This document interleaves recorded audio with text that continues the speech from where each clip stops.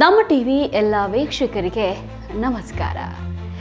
ಹಿಂದಿನ ವಿಡಿಯೋದಲ್ಲಿ ಕಾರ್ಮಿಕರಿಗೆ ಪರಿಷ್ಕೃತ ಕನಿಷ್ಠ ವೇತನ, ಕರ್ನಾಟಕ ಕಡ್ಡಾಯ ಉಪಧನ ಅಂದರೆ ಗ್ರ್ಯಾಚ್ಯುಟಿ ಕಾಯ್ದೆ, ಹೊರಗುತ್ತಿಗೆ ಕಾರ್ಮಿಕರ ನೇಮಕಕ್ಕೆ ಸಮಿತಿ ರಚನೆ ಹಾಗೂ ಉದ್ಯೋಗಾರ್ಹತೆ ಹೆಚ್ಚಿಸುವುದಕ್ಕೆ ತರಬೇತಿ, ಈ ವಿಷಯಗಳ ಕುರಿತು ವಿವರವನ್ನು ನೀಡಿದ್ದೇವೆ. ಇನ್ನು ಈ ವಿಡಿಯೋದಲ್ಲಿ ಇನ್ನಷ್ಟು ವಿಷಯಗಳ ಕುರಿತು ನಾನು ನಿಮಗೆ ತಿಳಿಸ್ತೇನೆ. ಕರ್ನಾಟಕ ಕಟ್ಟಡ ಮತ್ತು ಇತರೆ ನಿರ್ಮಾಣ ಕಾರ್ಮಿಕರ ಕಲ್ಯಾಣ ಮಂಡಳಿಯ ವತಿಯಿಂದ ನೋಂದಾಯಿತ ಕಾರ್ಮಿಕರ ಆರೋಗ್ಯ ರಕ್ಷಣೆಗಾಗಿ ಹಲವಾರು ಕಾರ್ಯಕ್ರಮ, ಸೌಲಭ್ಯ ಹಾಗೂ ಯೋಜನೆಗಳನ್ನು ನೀಡಲಾಗುತ್ತಿದೆ.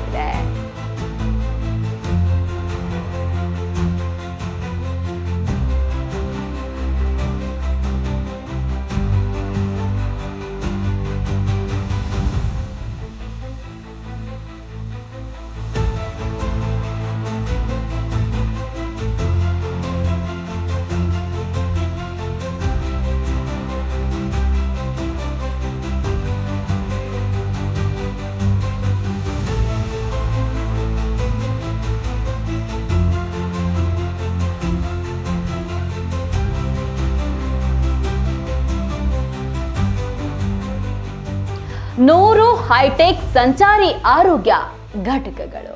ಹೌದು, ನೋಂದಾಯಿತ ಕಟ್ಟಡ ಕಾರ್ಮಿಕರು ಹಾಗೂ ಅವರ ಅವಲಂಬಿತರ ಆರೋಗ್ಯವನ್ನ ರಕ್ಷಣೆ ಮಾಡುವುದಕ್ಕೆ ಅತ್ಯಾಧುನಿಕ ವೈದ್ಯಕೀಯ ಸೌಲಭ್ಯಗಳಿರ್ತಕ್ಕಂಥ 100 ಸಂಚಾರಿ ಆರೋಗ್ಯ ಘಟಕ ವಾಹನಗಳಿಗೆ ಚಾಲನೆ ನೀಡಲಾಗಿದೆ.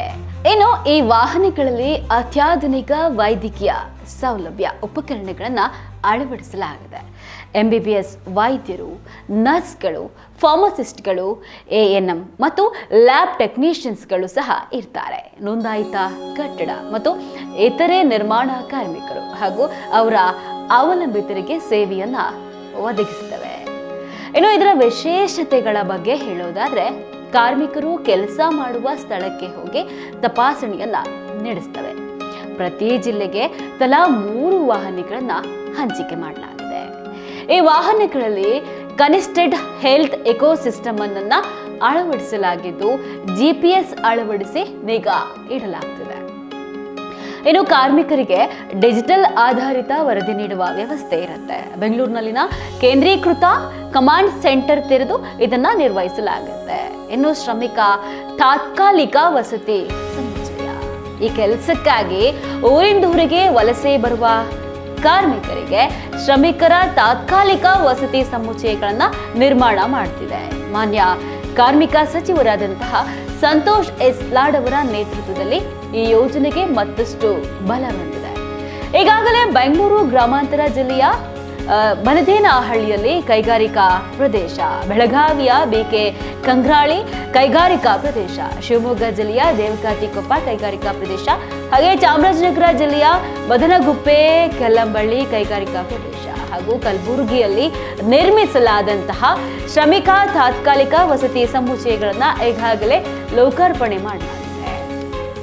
ಇನ್ನು ಇದರ ವಿಶೇಷತೆಗಳ ಬಗ್ಗೆ ಹೇಳೋದಾದ್ರೆ, ಕಾರ್ಮಿಕರಿಗೆ ಸುರಕ್ಷತೆ ಮತ್ತು ಭದ್ರತೆಯನ್ನ ಒದಗಿಸುತ್ತೇವೆ. ತಾತ್ಕಾಲಿಕ ವಸತಿ ಸಮುಚ್ಚಯಗಳಲ್ಲಿ ನೀರು, ವಿದ್ಯುತ್ ಹೀಗೆ ಬೇಕಾದ ಎಲ್ಲ ಮೂಲಭೂತ ಸೌಲಭ್ಯಗಳನ್ನ ನೀಡಲಾಗುತ್ತೆ.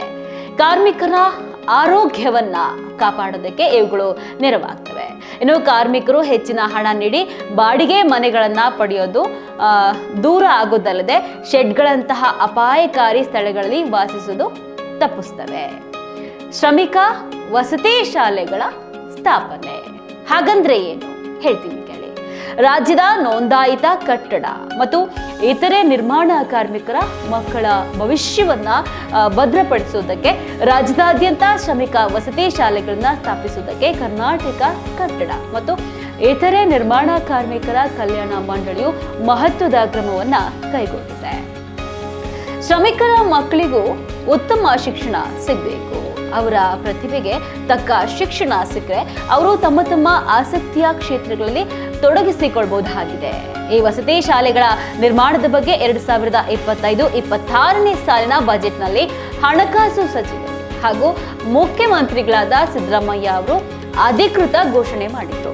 ಮುಖ್ಯಮಂತ್ರಿಗಳು ನೀಡಿದ ವಾಗ್ದಾನದಂತೆ ಇದೀಗ ಶಾಲೆಗಳ ಆರಂಭ ವೇಗವನ್ನ ಪಡೆದಿದೆ.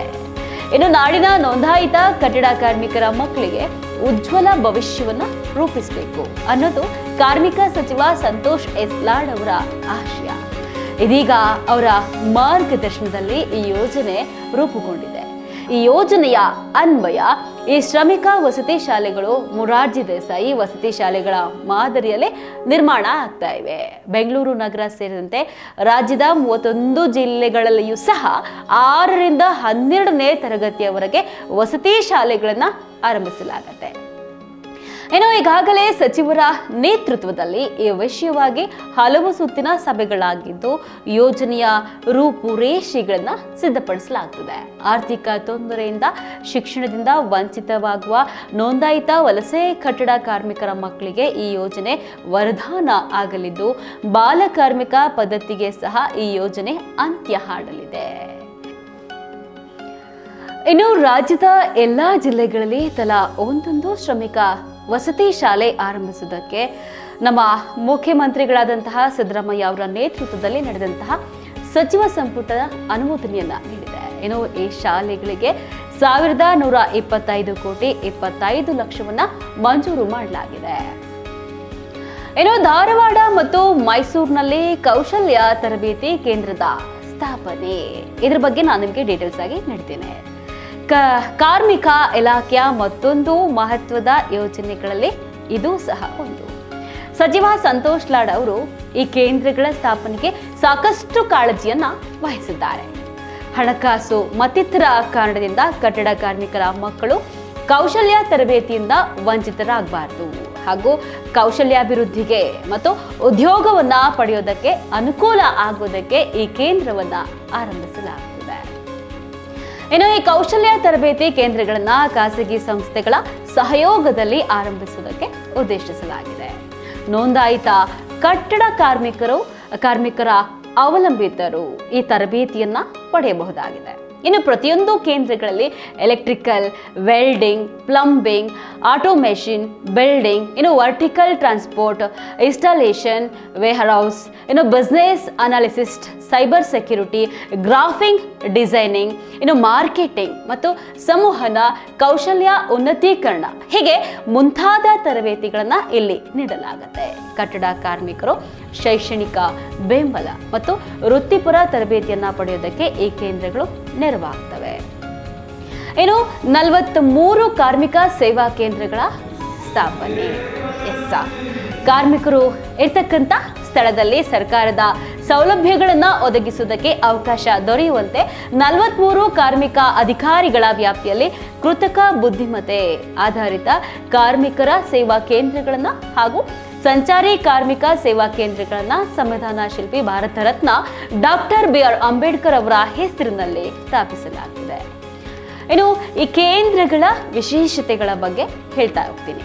ಕಟ್ಟಡ ಮತ್ತು ಇತರ ನಿರ್ಮಾಣ ಕಾರ್ಮಿಕರನ್ನ ನೋಂದಾಯಿಸುವುದಕ್ಕೆ ಮತ್ತು ಅವರಿಗೆ ವಿವಿಧ ಸೌಲಭ್ಯಗಳನ್ನು ವಿತರಿಸುವುದಕ್ಕೆ ಕೃತಕ ಬುದ್ಧಿಮತ್ತೆ ಆಧಾರಿತ ಕೇಂದ್ರಗಳು ಇವು. ಇನ್ನು ಈ ಕೇಂದ್ರಗಳಲ್ಲಿ ಎಲ್ಲ ಆಡಳಿತ ಮತ್ತು ಸೇವಾ ಸಂಬಂಧಿತ ಪ್ರಕ್ರಿಯೆಗಳನ್ನು ನಿರ್ವಹಿಸುವುದಕ್ಕೆ ಏಕೀಕೃತ ಡಿಜಿಟಲ್ ವ್ಯವಸ್ಥೆಯನ್ನು ಅಳವಡಿಸಲಾಗುತ್ತದೆ. ಇದರಿಂದ ಕಾರ್ಮಿಕರು ದಾಖಲೆಗಳನ್ನು ಅಪ್ಲೋಡ್ ಮಾಡಬಹುದು ಮತ್ತು ವಿವಿಧ ಸೇವೆಗಳ ಅರ್ಜಿಗಳನ್ನು ಪ್ರಗತಿಯನ್ನು ಟ್ರ್ಯಾಕ್ ಮಾಡಬಹುದು. GIS ಮ್ಯಾಪಿಂಗ್ ಮತ್ತು ವೈಜ್ಞಾನಿಕ ಸುಂಕ ಸಂಗ್ರಹ, ಇದ್ರ ಬಗ್ಗೆ ಹೇಳೋದಾದ್ರೆ ಕಟ್ಟಡ ಮತ್ತು ಇತರ ನಿರ್ಮಾಣ ಕಾರ್ಮಿಕರ ಕಲ್ಯಾಣ ಮಂಡಳಿಯು 2007ರಿಂದ ನೋಂದಾಯಿತ ಫಲಾನುಭವಿಗಳಿಗಾಗಿ ವಿವಿಧ ಕಲ್ಯಾಣ ಮತ್ತು ಸಾಮಾಜಿಕ ಭದ್ರತಾ ಯೋಜನೆಗಳನ್ನು ಜಾರಿಗೊಳಿಸ್ತಾ ಇದೆ. ಈ ಯೋಜನೆಗಳಿಗಾಗಿ ಕೇಂದ್ರ ಹಾಗೂ ರಾಜ್ಯ ಸರ್ಕಾರಗಳಿಂದ ಪ್ರತ್ಯೇಕ ಅನುದಾನ ಲಭ್ಯ ಇಲ್ಲ. ಆದಾಗ್ಯೂ ಕಟ್ಟಡ ಮತ್ತು ಇತರೆ ನಿರ್ಮಾಣ ಕಾರ್ಮಿಕರ ಕಲ್ಯಾಣ ಸುಂಕ ಕಾಯ್ದೆ 1996 ಮತ್ತು ನಿಯಮಗಳು 1998ರ ಪ್ರಕಾರ ಎಲ್ಲಾ ನಿರ್ಮಾಣ ಕಾಮಗಾರಿಗಳ ಒಟ್ಟು ವೆಚ್ಚದ ಮೇಲೆ 1% ಸುಂಕವನ್ನು ವಿಧಿಸುವುದಕ್ಕೆ ಅವಕಾಶವನ್ನ ಕಲ್ಪಿಸಲಾಗಿದೆ. ಇನ್ನು ಈ ಮೂಲಕ ಸಂಗ್ರಹ ಆಗುವ ಸುಂಕ ಮಂಡಳಿಯ ಸುಂಕ ನಿಧಿಗೆ ಜಮೆ ಆಗ್ತದೆ ಮತ್ತು ಇದರ ಆಧಾರದ ಮೇಲೆ ಕಲ್ಯಾಣ ಯೋಜನೆಗಳನ್ನು ಅನುಷ್ಠಾನಗೊಳಿಸಿ ಫಲಾನುಭವಿಗಳಿಗೆ ಸೌಲಭ್ಯಗಳನ್ನು ಒದಗಿಸಲಾಗುತ್ತದೆ. ಇನ್ನು ಫಲಾನುಭವಿಗಳಿಗೆ ಉತ್ತಮ ಕಲ್ಯಾಣ ಮತ್ತು ಸಾಮಾಜಿಕ ಭದ್ರತಾ ಸೌಲಭ್ಯಗಳನ್ನು ತಲುಪಿಸುವುದಕ್ಕೆ ಸುಂಕ ಸಂಗ್ರಹಣೆಯನ್ನು ಹೆಚ್ಚಿಸುವುದು ಅಗತ್ಯವಾಗಿದೆ. ಇದಕ್ಕಾಗಿ ಆಧುನಿಕ ತಂತ್ರಜ್ಞಾನವನ್ನ ಬಳಸಿ ನಿರ್ಮಾಣ ಕಾಮಗಾರಿಗಳ ಮ್ಯಾಪಿಂಗ್, ಸುಂಕ ಟ್ರ್ಯಾಕಿಂಗ್ ಹಾಗೂ ಸುಂಕ ಸಂಗ್ರಹಣೆ ಸರಳೀಕರಣ ಮಾಡುವ ಕಾರ್ಯವನ್ನ ಮಂಡಳಿಯು ಕೈಗೊಂಡಿದೆ. ಇನ್ನು ಈ ಉದ್ದೇಶಕ್ಕಾಗಿ ನಮ್ಮ ಕಾರ್ಮಿಕ ಸಚಿವರಾದಂತಹ ಸಂತೋಷ್ ಎಸ್ ಲಾಡ್ ಅವರು ಹಿರಿಯ ಅಧಿಕಾರಿಗಳು ಹಾಗೂ ತಜ್ಞರೊಂದಿಗೆ ಹಲವು ಸಭೆಗಳನ್ನು ನಡೆಸಿ ಸೂಕ್ತ ಸಲಹೆಗಳನ್ನ ನೀಡಿದ್ದಾರೆ. ಇನ್ನು ಮಂಡಳಿಯ ಸುಂಕ ಸಂಗ್ರಹಣೆಯ ಕಾರ್ಯಕ್ಷಮತೆಯನ್ನ ಹೆಚ್ಚಿಸುವುದಕ್ಕೆ ಪ್ರಾಜೆಕ್ಟ್ ಮ್ಯಾನೇಜ್ಮೆಂಟ್ ಯೂನಿಟ್ ಅನ್ನ ನೇಮಿಸಿಕೊಳ್ಳಲಾಗಿದೆ.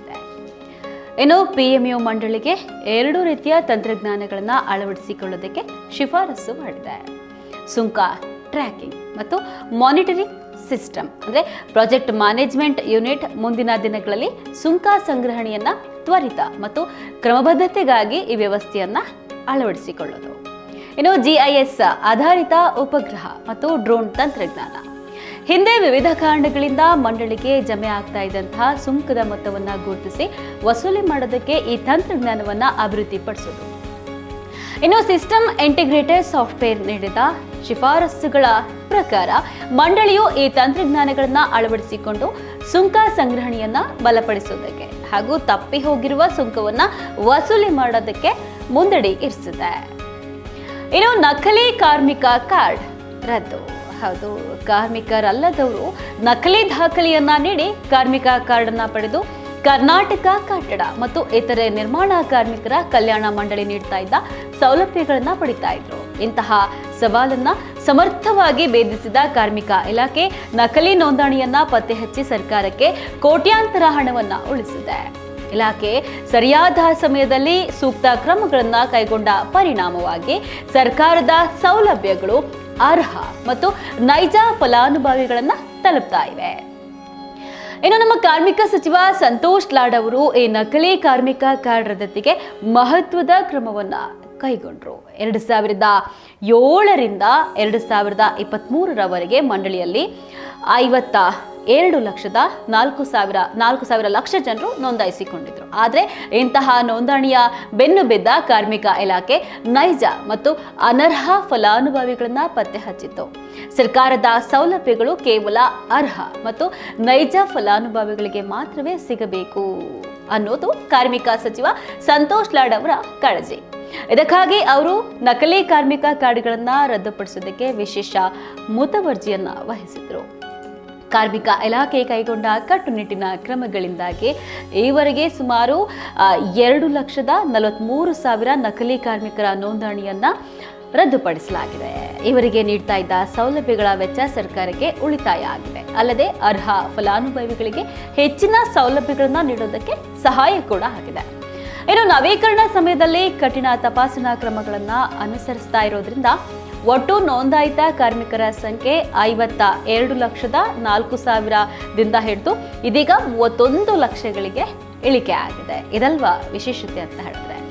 ಇನ್ನು ಹಲವು ಕ್ರಮಗಳು. ನಕಲಿ ಕಾರ್ಮಿಕ ಕಾರ್ಡ್ಗಳ ರದ್ದುಪಡಿಸುವುದಕ್ಕೆ ಇಲಾಖೆ ಹಲವು ಕ್ರಮಗಳನ್ನ ಕೈಗೊಂಡಿತ್ತು. ಇದೆಲ್ಲದರ ಫಲಶ್ರುತಿಯಾಗಿ ನಕಲಿ ನೋಂದಣಿ ಕಡಿಮೆ ಆಗಿದೆ. ಜಿಲ್ಲಾ ಮಟ್ಟದ ಸಭೆಗಳಲ್ಲಿ ನಕಲಿ ಕಾರ್ಮಿಕ ಕಾರ್ಡ್ಗಳ ಕುರಿತು ವಿಶೇಷ ಕಾಳಜಿ ವಹಿಸುವುದಕ್ಕೆ ಸಚಿವ ಸಂತೋಷ್ ಲಾಡ್ ಅವರು ಅಧಿಕಾರಿಗಳಿಗೆ ಸೂಚಿಸಿದರು. ನಕಲಿ ಕಾರ್ಮಿಕ ಪಡೆಯೋದು ಶಿಕ್ಷಾರ್ಹ ಅಪರಾಧ ಆಗಿದ್ದು ಈ ಬಗ್ಗೆ ಜನರಿಗೆ ಅರಿವನ್ನ ಮೂಡಿಸಲಾಗ್ತಿದೆ. ಜಾಗೃತಿ ಜಾಥಾ ಅಭಿಯಾನ, ಕರಪತ್ರ ಹಂಚುವಿಕೆ ಮಾಡಲಾಗ್ತಿದೆ. ಇನ್ನು ಇದರ ಪ್ರಯೋಜನಗಳು ಏನು ಹೇಳ್ತೀನಿ ಕೇಳಿ. ನಕಲಿ ಕಾರ್ಮಿಕ ಕಾರ್ಡ್ಗಳನ್ನ ರದ್ದುಪಡಿಸುವಿಕೆಯನ್ನ ತೀವ್ರಗೊಳಿಸಿದ್ರಿಂದ ನಕಲಿ ನೋಂದಣಿ ಕಡಿಮೆ ಆಯಿತು. ಅರ್ಹ ಫಲಾನುಭವಿಗಳಿಗೆ ಹೆಚ್ಚಿನ ಸೌಲಭ್ಯಗಳನ್ನ ನೀಡೋದಕ್ಕೆ ಅನುಕೂಲ ಆಯಿತು. ಹೊಸ ಫಲಾನುಭವಿಗಳ ನೋಂದಣಿ ಹೆಚ್ಚಿದ್ರಿಂದ ನೈಜ ಕಾರ್ಮಿಕರಿಗೆ ಸೌಲಭ್ಯಗಳು ಸಿಗ್ತಾ ಇದೆ. ಇನ್ನು ಮಂಡಳಿ ವತಿಯಿಂದ ಹೊಸ ಸೌಲಭ್ಯಗಳನ್ನ ರೂಪಿಸಿ ಅನುಷ್ಠಾನಗೊಳಿಸುವುದಕ್ಕೆ ಸಹಕಾರಿಯಾಯಿತು. ಕಾರ್ಮಿಕರಲ್ಲಿ ಇಲಾಖೆ ಮತ್ತು ಸರ್ಕಾರದ ಮೇಲಿನ ವಿಶ್ವಾಸ, ಅರ್ಹತೆ ಹೆಚ್ಚಿತು. ಇನ್ನು ಶ್ರಮಿಕ ಬಂಧು ನಮ್ಮ ಸಂತೋಷ್ ಲಾಡ್ ಅವರ ಬಗ್ಗಿನ ಮತ್ತೊಂದು ವಿಡಿಯೋ ನಿಮಗೆ ನೆಕ್ಸ್ಟ್ ತಿಳಿಸ್ಕೊಡ್ತೀನಿ.